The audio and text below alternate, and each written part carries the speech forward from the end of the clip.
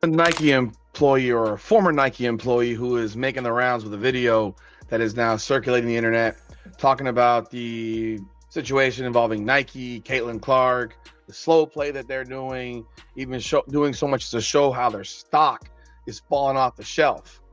And let's talk about this video. You may have seen it by now. I'm going to show it to you again, but it's a former 15-year employee at Nike in the women's division. And Nike, the brand that built legends like Michael Jordan, might have just made its biggest mistake in modern sports history. Because Caitlin Clark, the biggest name in women's basketball right now, is being undervalued, underpromoted, and possibly ready to walk away. And now, Adidas is circling with an offer so massive it could flip the entire sneaker industry upside down. This isn't just a contract dispute. This is a billion-dollar power shift. Such a big game for Caitlin, her returning to her alumni in Iowa and her hitting that massive logo 3, the logo 3 during the game, that some of her sponsors would want to show her support on social media, do any sort of marketing to uplift her and uplift their brand. And one who did do that was Gatorade. They tweeted a photo of her and they said, "Real home court advantage. Welcome back to Iowa, Caitlin Clark." Now, one of her lead sponsors that was noticeably quiet yesterday was Nike. And a lot of people were tweeting about this. They were wondering, why isn't Nike and Nike basketball, why are none of their accounts saying anything about this? Yes, it's a preseason game, but this is a huge day for Caitlin. She's returning to her. Let's rewind. Caitlin Clark entered the WNBA as more than a rookie. She was a phenomenon. Record-breaking viewership, sold-out games, unmatched media attention, and naturally, Nike locked her in. An 8-year, $28 million deal, including a signature shoe promise. But here's the problem. Months passed. No shoe. No major campaign. No consistent promotion. Meanwhile, brands like Gatorade were posting, celebrating, and capitalizing on her popularity. But Nike? Silence. Nike, we need to talk about Caitlin Clark. Let's you and me talk about Caitlin Clark, since you refuse to talk about Caitlin Clark. I care deeply about you. I spent over a decade in your marketing organization. I spent several years trying to get into your organization, and it's been 3 years since I left your company. I'm just here as a friend. I care about you. I want to show you two different charts here. One, your stock price since 2021. It is down nearly 60%. Your executives and the people who are making these decisions, their stock options are worthless. Meanwhile, you have the single biggest needle mover in all of American sports since Michael Jordan, and you have somehow convinced yourself that you need to slow play this. Let me show you Google Trends search traffic for 4 female basketball players. There is one who only rivals Caitlin Clark, and that is Angel Reese, and you do not have her. She is over. Then everything exploded. A former Nike employee with 15 years inside the company dropped a viral video, and what they said shocked everyone. How in the world is Nike not going full on Caitlin Clark phenomenon? You've got the most popular women's athlete in the world. Do they still not have a Caitlin Clark shoe out? My mind is blown by this. The minute that she started playing in the WNBA, you should have rolled out for every little girl in America the Caitlin Clark ones. And that should have been the baddest ass women's tennis shoe that has ever been. The criticism was brutal. Nike's stock down nearly 60% since 2021. And according to The Insider, Nike was sitting on a generational talent and doing almost nothing with it. A lot of conversation has been made around Caitlin Clark, her signature shoe, the Nike deal, and with how much Nike has been dragging their behind, which how much Nike has been moseying to the finish line when it comes to pushing the Caitlin Clark button, fans started speculating maybe this deal isn't as official as we thought it was. We get no signature shoe, no news of a shoe all season long. We get no merchandise all season long. We get no commercial all season. Fans began asking one simple question. Where is Caitlin Clark's shoe? Because in modern sports, a signature sneaker isn't just a product. It's a statement. It means you are the face of the future. And right now, that future doesn't seem to include Caitlin Clark. Instead, Nike rolled out campaigns featuring other players, while Clark, the league's biggest draw, remained in the background to many fans. It felt like Nike wasn't just delaying, they were misreading the moment.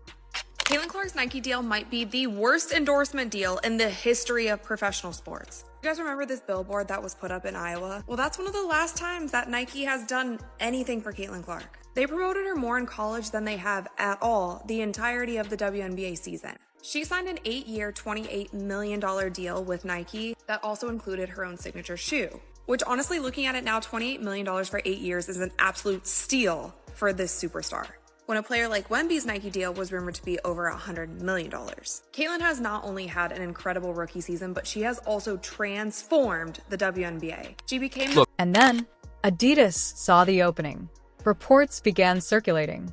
Adidas was ready to offer a signature shoe, immediately full creative Control-A marketing campaign built entirely around Caitlin Clark. Not a shared spotlight, not a group campaign, a solo empire. If this deal happens, we're not just talking about a sneaker launch. We're talking about a cultural takeover. Yeah, she feels as though that this Nike deal has been racially motivated. She believes that there's a disparity in how Nike is prioritizing and rewarding athletes like Caitlin Clark. And it's just, she's saying that athletes like Caitlin Clark are getting the better deals compared to other athletes, especially women of color. She additionally expressed her frustration through social media in her podcast, The Reese Life, suggesting that Nike was not treating all WNBA players equally. At the same time, the conversation got even more complicated because Caitlin Clark isn't just dominating headlines. She's also part of one of the most talked about rivalries in sports. Angel Reese, another rising star, has been heavily featured in Nike campaigns, leading to accusations online that Nike is playing favorites, mismanaging star power, and creating unnecessary division. To be clear, both athletes are elite.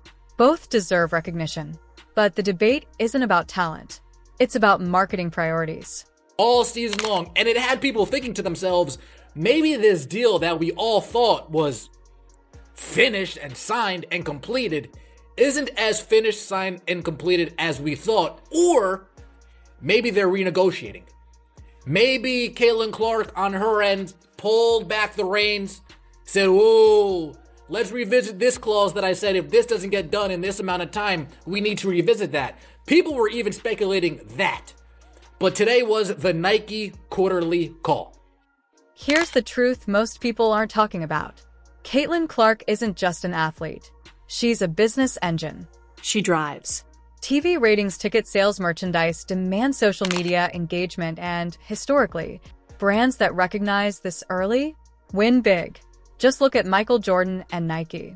But brands that hesitate, they lose everything. Nike has been having one horrible week in the media, bro. And what's crazy is that everything started off great. They put out a wonderful Super Bowl commercial. Everybody was for Nike. You want to know what Nike did? Shot themselves in their own foot, man.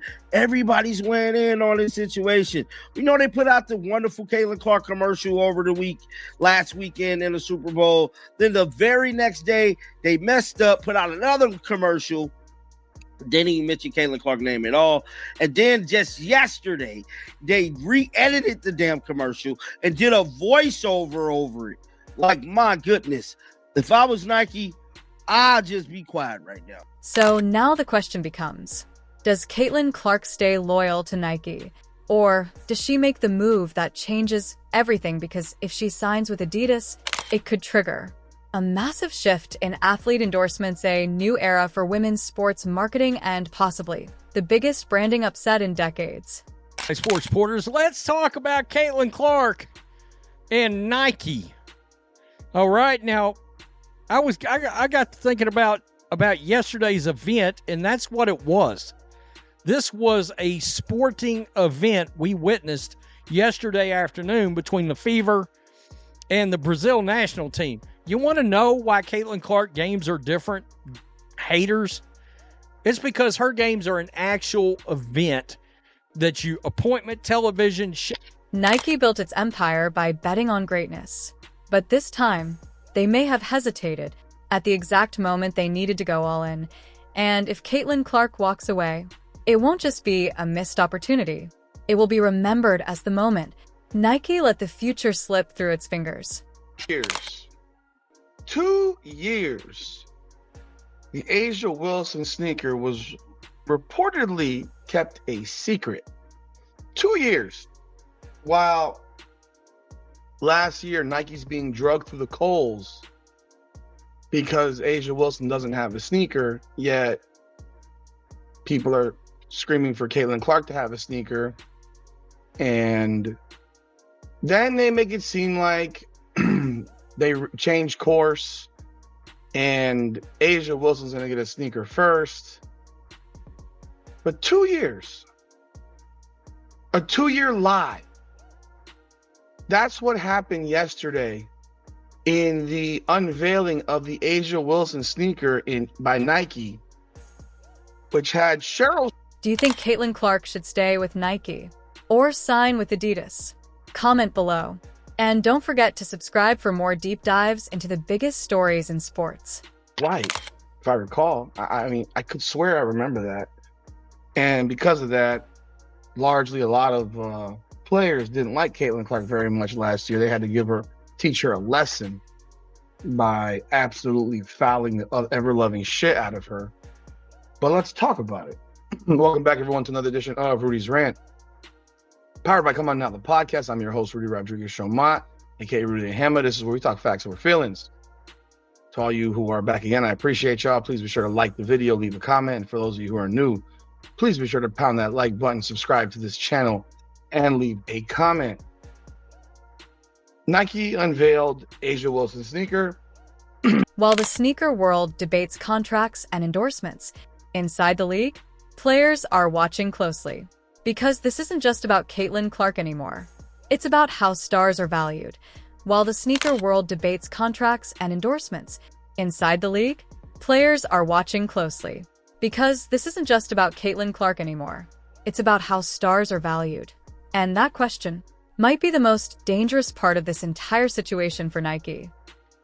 You've got the most popular women's athlete in the world. Do they still not have a Caitlin Clark shoe out? My mind is blown by this. The minute that she started playing in the WNBA, you should have rolled out for every little girl in America that Caitlin Clark wants.